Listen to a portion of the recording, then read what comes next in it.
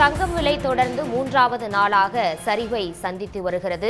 தங்கம் விலை 3 நாளில் 3040 ரூபாய் சரிவை சந்தித்துள்ளது. சென்னையில் ஆபரண தங்கத்தின் விலையில் வெள்ளி விலை கிராமும் 3 ரூபாய் குறைந்துள்ளது. கடந்த 2 நாட்களாகவே தங்கம் வெள்ளி விலையில் மாற்றம் கண்டு வருகிறது. இது தொடர்பான முழு விவரங்களை பொருளாதார நிபுணர் சோமவல்லியப்பன் இணைப்பில் இருக்கிறார். அவருடன் கேட்டு அறியலாம்.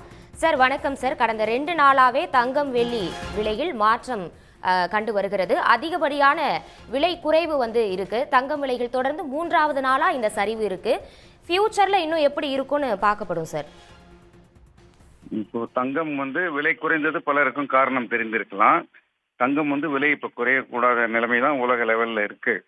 அந்த சமயத்துல தங்கம் விலை திடீரென்று குறைந்ததற்கு இப்பொழுது இந்த பட்ஜெட்ல அறிவித்த வரி குறைப்பு தான் காரணம்.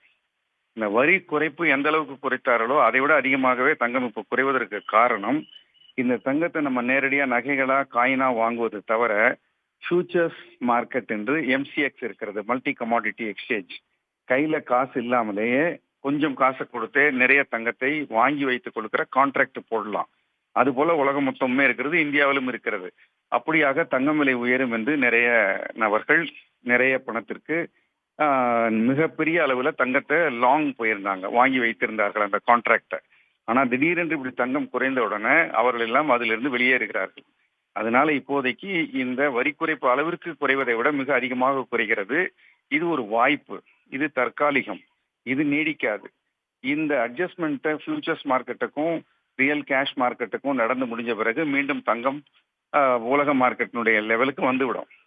தங்கம் தொடர்ந்து ஏறுவதற்கான வாய்ப்புகள் தான் இருக்கிறது. அதனால இப்போதைக்கு இந்த இறங்குவதை ஒரு வாய்ப்பாகத்தான் நான் பார்க்கிறேன். உங்களுடைய கருத்துக்களை பதிவு பண்ணமைக்கு நன்றி சார்.